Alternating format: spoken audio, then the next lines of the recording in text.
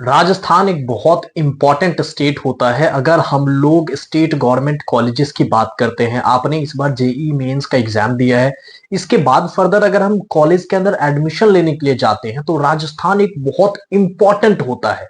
ऐसा इसीलिए कह रहा हूं क्योंकि वहां पे बहुत अच्छे अच्छे कॉलेजेस हैं। एमबीएम जोधपुर, आरटीयू कोटा के अंदर लोग एडमिशन लेना चाहते हैं, सीटी उदयपुर एक अच्छा ऑप्शन रहता है। इसके बाद फर्दर गवर्नमेंट इंजीनियरिंग कॉलेजेस है, कुछ अच्छे प्राइवेट कॉलेजेस भी हैं।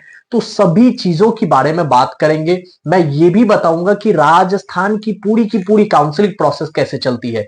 रीप राजस्थान नाम की काउंसलिंग होती है, उसमें क्या क्या डॉक्यूमेंट लगते हैं, क्या प्रोसीजर रहता है, कितना फी लगता है, प्रॉपर आपका फॉर्म अप्लाई करने से लेकर के कॉलेज में एडमिशन तक की सारी प्रक्रियाओं के बारे में इस वीडियो के अंदर मैं जिक्र करने वाला हूं।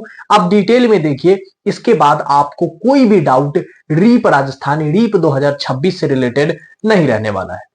देखिए, सबसे पहले अगर हम लोग चर्चा करें तो आपका रीप नाम की काउंसलिंग होती है राजस्थान इंजीनियरिंग एडमिशन प्रोसेस करके। हर साल इनकी नई नई वेबसाइट करके आती है। पिछले साल रीप 2025.com था, इस बार प्रोबेबली रीप 2026.com हो जाए या कुछ और भी।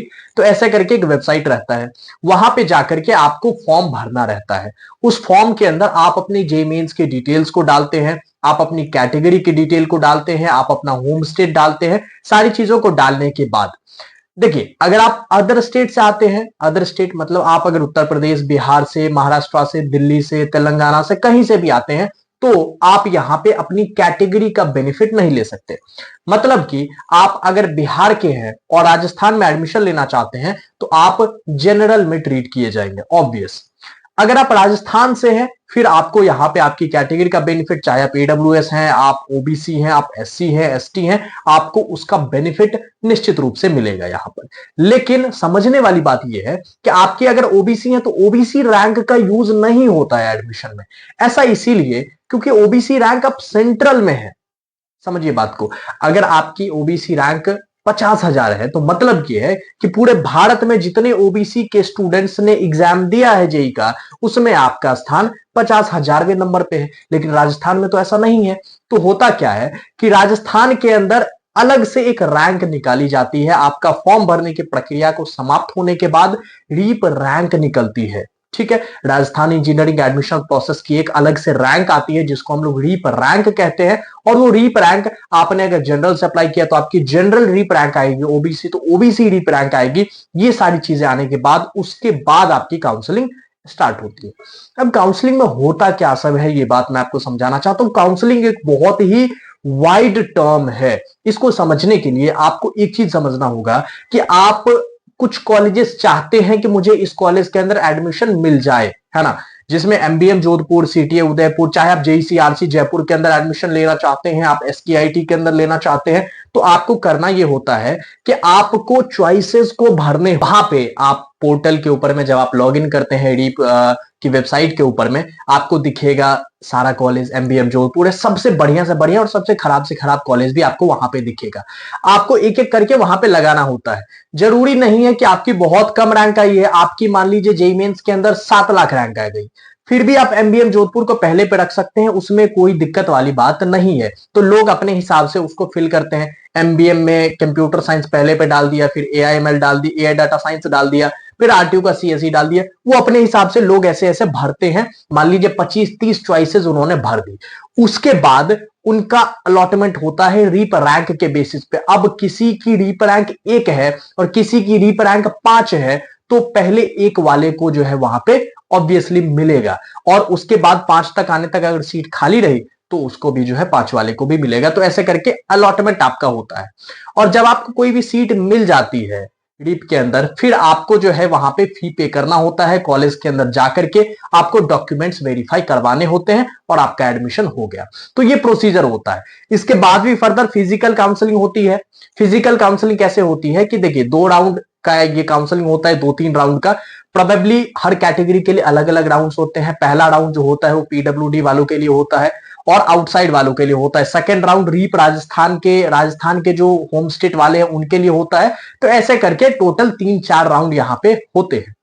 इस कंप्लीट राउंड की काउंसलिंग के खत्म होने के बाद आपका अगर कुछ सीट बच जाता है, और मैक्सिमम केसेस में मैं आपको बताऊं कि सीट बचती ही बचती है, इसकी सबसे बड़ी वजह यह है कि जो बहुत अच्छी रैंक वाले हैं, ये जो स्टेट की काउंसलिंग्स है ये शुरू में खत्म हो जाती है, इसके बाद सीसैब की काउंसलिंग होती है।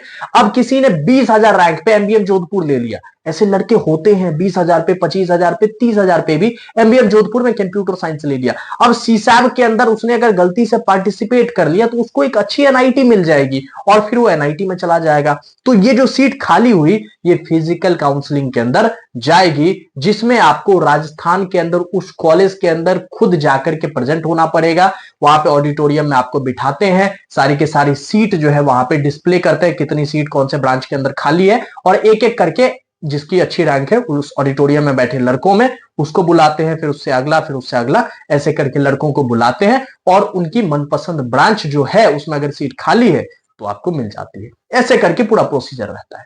देखिए अब बात करेंगे सेकंड फेज जो अपना रहता है वो है डॉक्यूमेंट्स। डॉक्यूमेंट्स क्या क्या चाहिए, बहुत इंपॉर्टेंट है। सबसे पहले आपको 10th की मार्कशीट, 10th का सर्टिफिकेट, 12th की मार्कशीट, 12th का सर्टिफिकेट। अगर आपके पास नहीं है फिलहाल, बहुत लोगों का होता है कि एग्जाम उन्होंने दे रखा है, उनका रिजल्ट नहीं आया, अपीयरिंग वाले हैं, तो इसमें कोई दिक्कत नहीं। अगर आपको नहीं मिला है तो कोई दिक्कत नहीं, अगर आपको मिल चुका है तो आपको ये रखना होगा।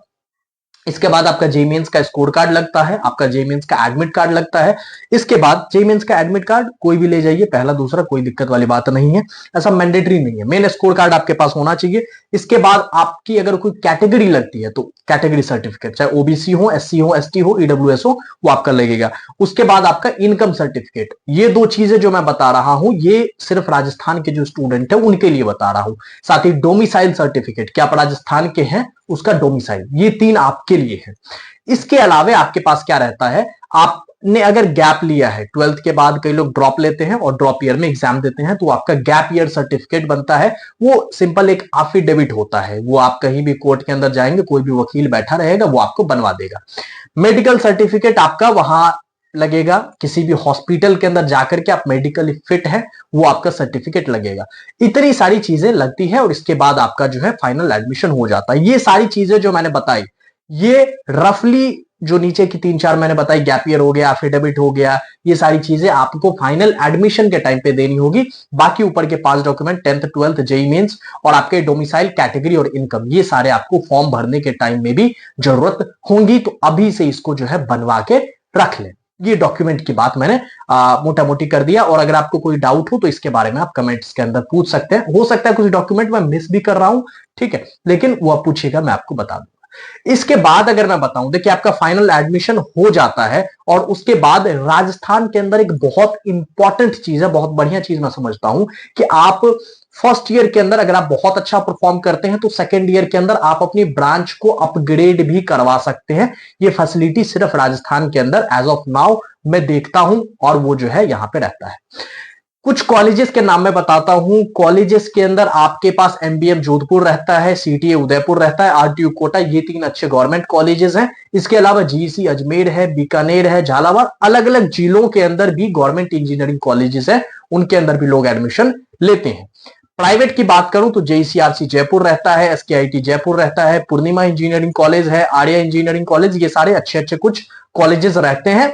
अच्छे तो मान लीजिए जेईसीआरसी, एसकेआईटी वगैरह यही है, लेकिन हाँ इसमें भी लोग एडमिशन लेते हैं। और अगर आप राजस्थान से हैं स्पेशली तो मैं आपको कहूंगा कि आपको इन प्राइवेट की तरफ भी देखना चाहिए। इसका सबसे देखना कैसे चाहिए, आपको इनकम सर्टिफिकेट अगर आपके पास है, इनकम आपकी कम है, तो फी वेवियर के थ्रू कम फी में आपका एडमिशन हो जाता है और अच्छे कॉलेजेस ये भी यहां पे रहते हैं।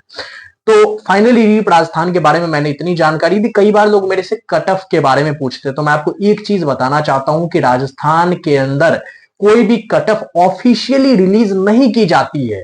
कॉलेज मित्र ऐप के ऊपर में भी आपको नहीं देखने को मिलेगा। इसकी सबसे बड़ी वजह यही है कि हमारे पास कट ऑफ का डेटा नहीं है। हमें पता ही नहीं कि एमबीएम जोधपुर, अनऑफिशियली तो हमें पता है, हमने स्टूडेंट वहां पे भेजे हैं तो हमें पता है कितने रैंक पे मिलेगा, लेकिन ऑफिशियली उन्होंने कोई कट ऑफ डेटा रिलीज नहीं किया है। तो वो हम एक ऐप पे डालने के लिए वो एक प्रॉपर हमारे पास ऑथराइज डेटा नहीं है, इसीलिए हम नहीं डाल पा रहे हैं। ऑल्दो मैं कोशिश कर रहा हूं चीजों को करने की, हो पाएगा तो उसको मैं जरूर से वहां पे ऐड करूंगा। फिलहाल आप कॉलेज मित्रा का ऐप को डाउनलोड करिए, वहां से आप प्रीमियम सेक्शन के अंदर रीप राजस्थान के लिए प्रीमियम को परचेज कर सकते हैं, जिससे कि कंप्लीट रीप की काउंसलिंग, राजस्थान की काउंसलिंग आप हमारे थ्रू करवा सकते हैं। सिर्फ 799 रुपए के अंदर आप ऐप को डाउनलोड कीजिए, वहां से परचेज कीजिए और कंप्लीटली फ्री में सारी चीजों को जो है एक्सप्लोर कीजिए। सारे कॉलेजेस हैं, प्रिडिक्टर हैं, कंपैरिजन आप कर सकते हैं कॉलेजेस को, कॉलेजेस के बारे में देख सकते हैं, अलग अलग काउंसलिंग्स के बारे में बहुत बेहतरीन तरीके से चीजों को बनाया है। और अगर आप हमारे थ्रू गाइडेंस भी लेना चाहते हैं तो उसके लिए आपकी जो है 799 की फी यहां पे रहती है।